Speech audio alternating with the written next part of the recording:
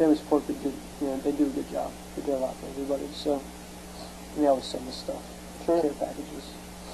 And when you were at Camp Shelby, you guys, did you know where you were headed within Iraq, or when did we figure that out? No, we didn't. I guess we knew we were going to Tarmiya, Iraq. Yeah, when we got to Camp Shelby, after a while, when we got to Camp Shelby. What were you doing there? I mean, in Shelby? Yeah, as a unit. It was actually kind of sad. I mean, we did a lot of training. First Army trained us up, but it was a lot of check the box stuff. It wasn't. What do you mean? It wasn't really training. Like they didn't really care. We didn't get to develop any SOPs. They wanted to just do it by the book, do it right one time, so they could check you off and send you over. Certify that you're trained. Yeah. Covering their own. What are you training on? I mean, are you basic casualty assistance? I mean everything from your M4, load, reload, assemble from that all the way up to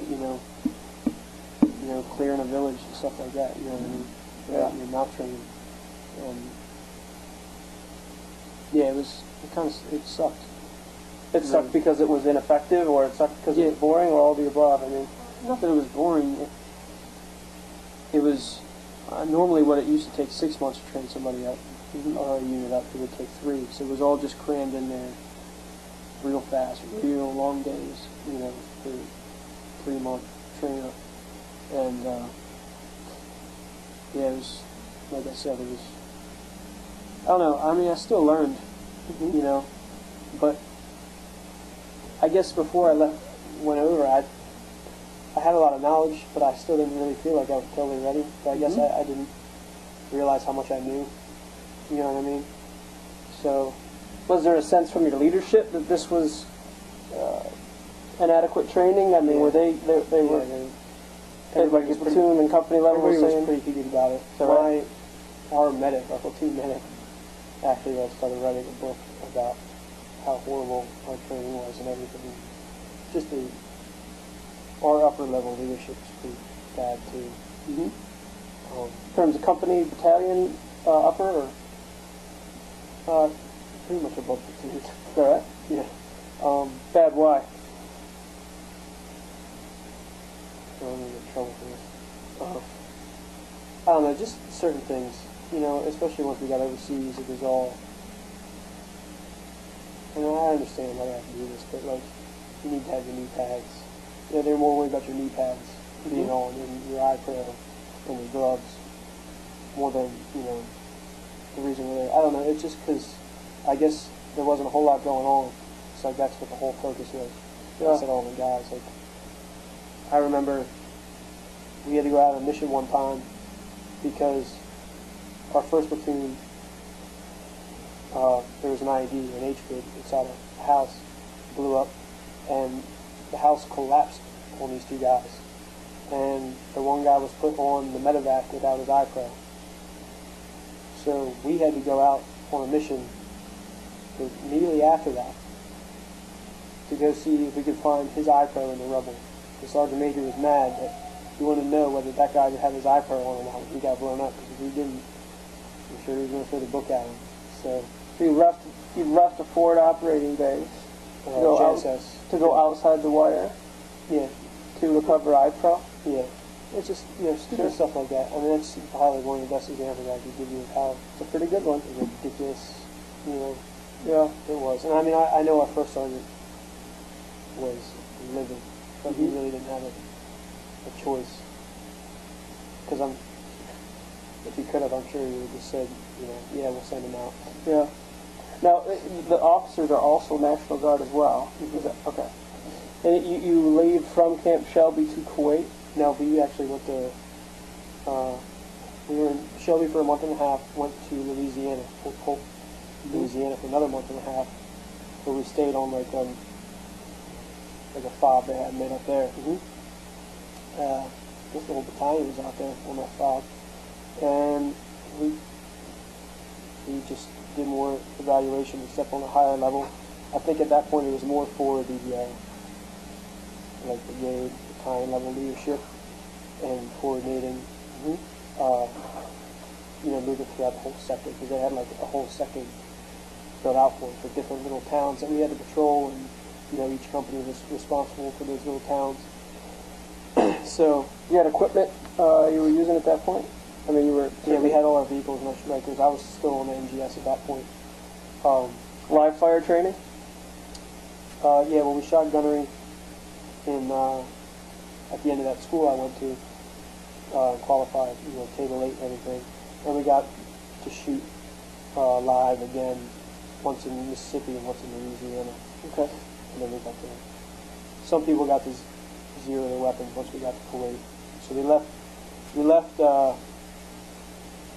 Louisiana, went to Kuwait, and a lot of the trucks, because the MGSs are brand new to the Army, they had a lot of mechanical issues.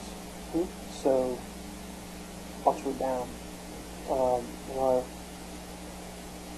CRT, what's that stand for? Like the mechanics and stuff, they weren't really on the ball at that point. Okay. With everything. So we had just a couple trucks I think in the battalion, and they ended up tearing my truck apart to make all the other ones work. So do you have a maintenance platoon, or you have a maintenance company, or how does that work attached to your armor? It's a battalion asset. Okay. And then they give us a couple guys per company. Okay.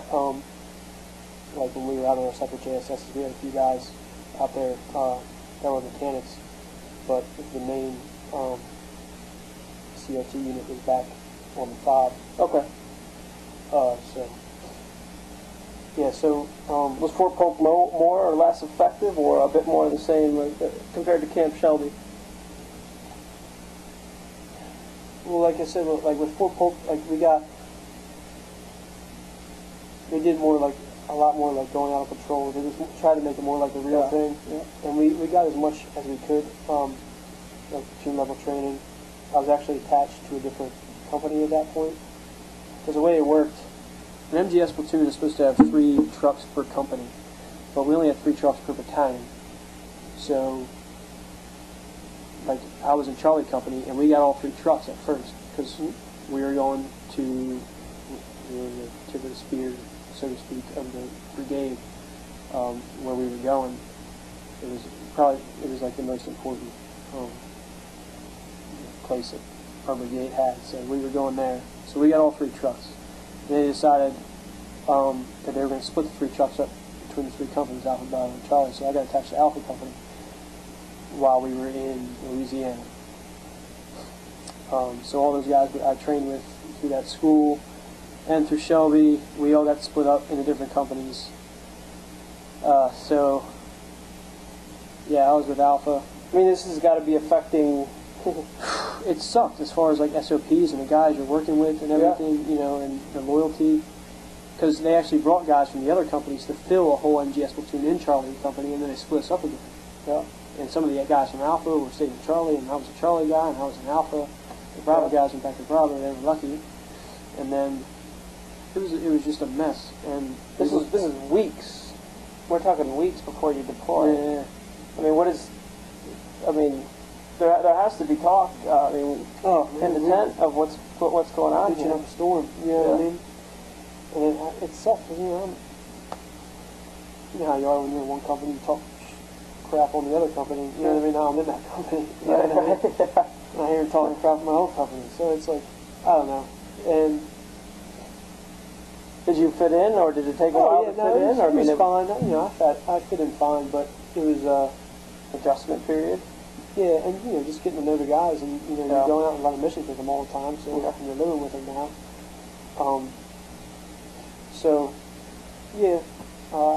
We didn't get real close with them because they ended up switching over again in Kuwait, which I'll tell you about.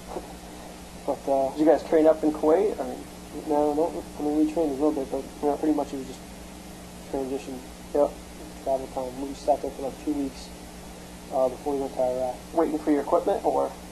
Yeah. Well, we got the strikers, and then we had to load them up on flatbeds, and they got taken up to Camp Taji, and we flew up there. Okay. So